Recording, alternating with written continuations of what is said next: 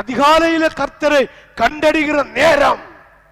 அவரை சொல்லுகிறார், என்னுடைய உபதேசத்தை புறந்தள்ளுகிறவர்கள், என்னுடைய கடிந்து கொள்ளுதலை அசட்டை பண்ணுகிறவர்கள், என்னை கொண்ட ஒரு பயம் இல்லாதவர்களுக்கு பொல்லாப்பு வரும்போது என்னை கூப்பிடுவார்கள், நான் கேட்க மாட்டேன், பதில் கொடுக்க மாட்டேன்.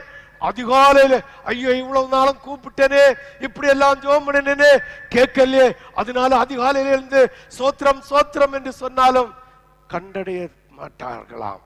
ஆமென், ஆமென். நான் மறு உத்தரவு கொடுக்க மாட்டேன். அவர்கள் அதிகாலையில் என்னை தேடுவார்கள், என்னை காண மாட்டார்கள்.